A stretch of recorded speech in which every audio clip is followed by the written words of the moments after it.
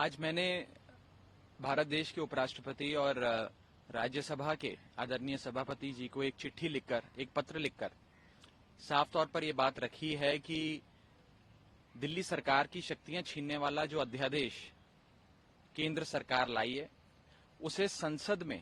पेश करना, उसका इंट्रोडक्शन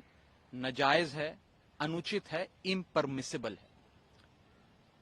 11 मई 2023 को सुप्रीम कोर्ट की संवैधानिक पीठ ने, कॉन्स्टिट्यूशन बेंच ने एक सर्वसम्मति से यूनानिमस निर्णय दिया था, जिसके तहत तमाम शक्तियां अफसरशाही से संबंधित, सर्विसेज से संबंधित, अफसरों से काम लेने की, उनको काम देने की जो शक्ति है, वो चुनी हुई, लोकतांत्रिक ढंग से चुनी हुई अरविंद केजरीवाल जी की सरकार में है। ये बात सुप्रीम कोर्ट ने अपने निर्णय के माध्यम से सिद्ध करी। 11 मई 2023 को यह फैसला आया और मात्र 8 दिन के भीतर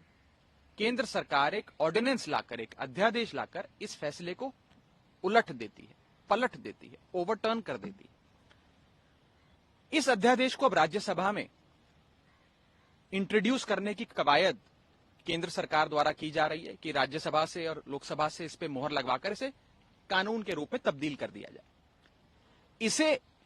देश की संसद में पेश करना, इसे इंट्रोड्यूस करना गैर कानूनी होगा, इम्परमिसिबल होगा, नाजायज होगा, और इसके 3 मुख्य कारण हैं, जो आज मैंने एक चिट्ठी के माध्यम से माननीय सभापति महोदय को, चेयरमैन साहब को राज्यसभा के बताए हैं। पहला कारण यह है कि किसी भी सुप्रीम कोर्ट के निर्णय को बदलने के लिए या उसे ओवरटर्न करने के लिए जो आधार है उस सुप्रीम कोर्ट के निर्णय का, उस आधार को बदलना पड़ता है। अगर आप आधार नहीं बदलेंगे और मात्र एक अध्यादेश लाकर सुप्रीम कोर्ट के फैसले को पलटने का प्रयास करेंगे तो वो गैर कानूनी ठहराया जाता है। No law can nullify a supreme court judgment without changing the basis of the supreme court judgment. ये मेरा पहला पॉइंट था, पहला बिंदु। दूसरा कारण कि इस बिल को क्यों नहीं इंट्रोड्यूस करना चाहिए, पेश करना चाहिए, वो ये है कि देश के संविधान के अनुच्छेदों को, आर्टिकल्स को प्रभाव देने के लिए या उसे पूरा करने के लिए, सप्लीमेंट करने के लिए या इफेक्ट देने के लिए ही कानून बनाए जाते हैं। आज इस अध्यादेश के माध्यम से संविधान के अनुच्छेद 239AA को तहस नहस किया गया है, ना कि उसे प्रभाव में लाने के लिए या पूरा करने के लिए अध्यादेश लाया जा रहा है। ये इफेक्ट देने के लिए या सप्लीमेंट करने के लिए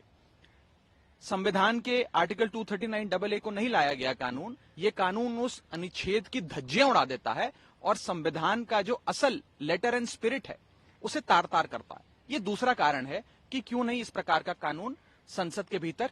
लाया जाना चाहिए। और तीसरा और सबसे महत्वपूर्ण कारण, जो मैंने अपनी चिट्ठी में भी लिखा है, कि क्योंकि अब यह नया अध्यादेश भी सुप्रीम कोर्ट के विचाराधीन है, सुप्रीम कोर्ट ने इस पे कार्रवाई करने के लिए फिर से एक 5 जजों की संवैधानिक पीठ का गठन कर दिया है, और ये 5 जजों की कॉन्स्टिट्यूशन बेंच अब इसकी वैधता, इसकी संवैधानिक है कि नहीं है, इस पर गहन चर्चा कर बहस कर अपना निर्णय देगी। तो जब ये मसला जब तक सुप्रीम कोर्ट के विचाराधीन है, सब जुडिस है, तब तक उसे संसद में नहीं पेश करना चाहिए और उस पर किसी प्रकार की बहस या वोटिंग नहीं होनी चाहिए। ये जो पूरा लेजिस्लेटिव एक्सरसाइज करने का प्रयास, एक विधेयी कार्रवाई करने का प्रयास केंद्र सरकार कर रही है, ये पार्लियामेंट के, राज्यसभा के अधिकार क्षेत्र के बाहर है, अधिकार क्षेत्र में नहीं आता, क्योंकि ये कानून ही पूरे तरीके से गैर कानूनी और असंवैधानिक है। ये 3 कारण बताते हुए मैंने चेयरमैन साहब से विनती करी है कि इस कानून को विड्रॉ करें, इसे कतई भी इंट्रोड्यूस ना होने दें, पेश ना होने दें, और केंद्र सरकार को यह हिदायत दें कि इस प्रकार के गैर कानूनी अध्यादेश या गैर कानूनी बिल्स पार्लियामेंट के भीतर नहीं आने चाहिए।